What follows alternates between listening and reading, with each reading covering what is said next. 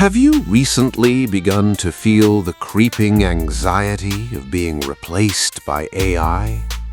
The explosion of the artificial intelligence era over the past few years has systematically eroded countless professions, driving workloads down and shrinking incomes. Do you have photographer friends who, pushed out by AI's powerful image and video synthesis, lost their commercial clients and were forced to shutter their studios permanently? Do you know models who spent years starving themselves to maintain a strict silhouette, only to watch clients deploy AI to generate hyper-realistic digital human models with superior builds and flawless features in mere seconds, leaving real humans with no choice but to pivot into fitness training?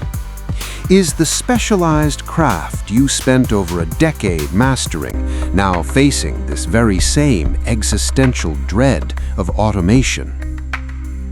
In truth, long before this reckless technological surge, a mathematical prodigy who later became a terrorist penned a 30,000-word manifesto titled Industrial Society and Its Future.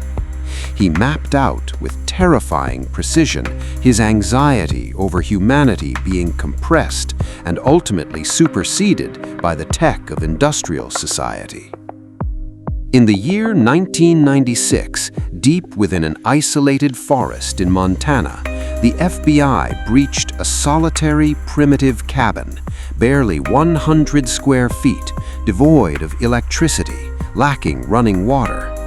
The cabin's occupant was disheveled, clothed in rags.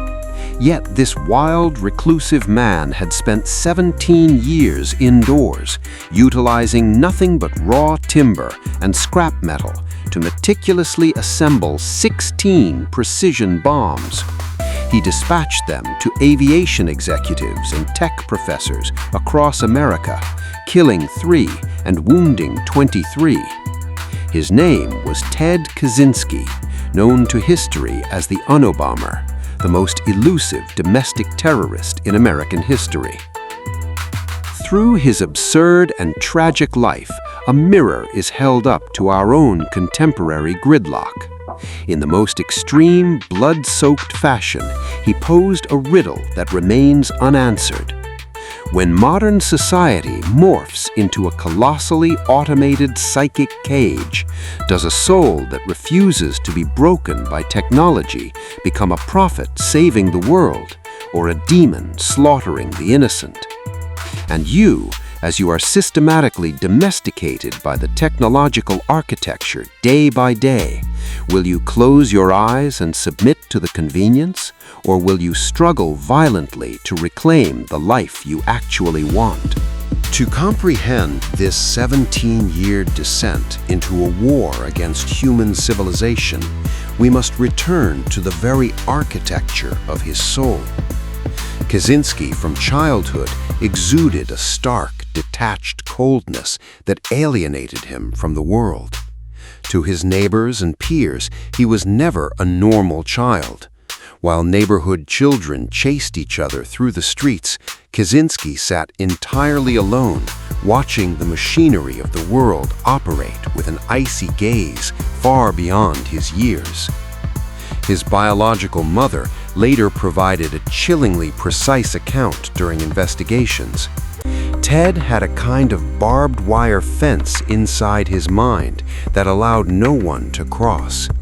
He was hypersensitive, maintaining a pathological alertness to every move around him. He wasn't cold-blooded, he was just too easily bruised by the world's vulgarity, so he chose to erect towering walls around himself. His high school classmates recalled, "Ted was an invisible entity in class. You almost never heard him speak. But when he occasionally turned to look at you, that deep, emotionless stare made you feel as though you were being dissected by a precision instrument." He despised our talk of pop music and sports. He existed solely within his own fortress of absolute rationality. This isolated, sensitive psyche underwent an irreversible distortion under the clumsy mechanics of the educational system. Due to his towering IQ, he was forced to skip 2 grades. When a young boy still starved for emotional validation was abruptly shoved into a fully developed teenage demographic 2 to 3 years his senior, he became a permanent anomaly, an outcast whose social circuitry was severed. The truly catastrophic blow fell upon his admission to Harvard. During his time there, he was recruited into a brutal psychological control experiment run by Professor Henry Murray, secretly funded by the CIA's MK-Ultra program. For 3 agonizing years, the teenage prodigy was brought weekly into a stark interrogation room beneath blinding mercury lamps. Strapped to a chair, wired to a heart rate monitor, he endured hours of verbal abuse and systematic humiliation designed to tear down his very ego. The system sought to locate the breaking point of human sanity under maximum stress. The experiment ended, Kaczynski did not break, but his trust in human institutions and scientific authority was crushed into dust by this cold psychological execution. His character was fundamentally warped, priming an explosive detonator of antisocial rage against the modern machine. Kaczynski's genius was pure, blinding, and absolute. In the realm of logic and abstract dimensions, his intuition was godlike. Entering Harvard mathematics at 16, he earned his PhD from the University of Michigan by 25. In pure academia, his capacity for structural breakthrough was transcendent. His doctoral dissertation cracked the notoriously obscure geometric function theory within boundary functions. With a mere handful of pages, he effortlessly resolved a mathematical deadlock that had baffled senior professors for years. At the time, fewer than a dozen mathematicians in the entire country could even grasp his proof. His advisor, George Peronian, noted publicly, "This thesis is not for mortals." Ted's intuition for mathematical structures was as if he possessed the source code of the universe itself. His logic was devoid of impurities, so clean it was frightening. Soon after, he was appointed the youngest assistant professor of mathematics in the history of UC Berkeley. Yet behind this absolute peak of intellect lay a warped defensive psyche that rendered him entirely incompatible with academia. In the halls of Berkeley, he flatly refused any academic socializing. Before his students, he was cold, viscerally anxious, incapable of basic eye contact. His lectures were dismissed by students as the work of an automaton, a ghost mindlessly scratching formulas onto the blackboard. Within an academic ecosystem that worshipped status, peer reviews, and bureaucratic brown-nosing, Kaczynski's razor-sharp mind saw through the absurdity of the game. He realized that the flawless logic scientists labored to perfect did not liberate mankind. It merely provided the social machine with advanced levers to efficiently monitor, tame, and castrate human dignity. His unyielding soul could not digest the hypocrisy. One day, without warning, he resigned, walking away from tenure, prestige, and the civilized world entirely. When Kaczynski re-emerged in the peripheral vision of civilization, he transformed into a shadow in the mountains of Montana, a lethal ghost. He constructed a 100-square-foot cabin entirely by hand, an off-grid cell without power or water, seeking to prove that a human being could exist with dignity outside the technical matrix. But the mechanized roar of industrial logging encroached steadily upon his wilderness. He saw his sanctuary devoured and realized isolation was an illusion. the technological system spreads like a malignancy, consuming the final inches of earthly freedom. He resolved to deploy the most primitive, brutal leverage available, launching a 17-year theatrical gamble against modern civilization. His criminal timeline was thick with cinematic horror. His premiere device was dispatched directly to a materials engineering professor at Northwestern. Later, his ambition mutated, smuggling a sophisticated altitude-triggered bomb into the cargo hold of American Airlines Flight 444. At 30,000 feet, the bomb detonated, filling the fuselage with toxic smoke. It nearly brought down the commercial liner, jeopardizing over 100 lives and breaching the absolute perimeter of national security. The FBI responded by initiating Unimore, the most expensive manhunt in American history, deploying hundreds of tactical assets. It became a pure psychological chess match. Kaczynski executed a masterclass in forensic evasion. Every payload was sculpted from scrap timber and discarded piping. To deliberately confound the FBI's micro-evidence units, he meticulously planted unrelated human hair into the debris, drafted deceptive clues, and hand-stamped the casing with the initials FC, Freedom Club, a direct, mocking taunt to federal authorities. For 17 years, the Bureau vetted thousands of suspects, yet captured nothing but a phantom. Then, in 1995, Kaczynski played his ultimate card.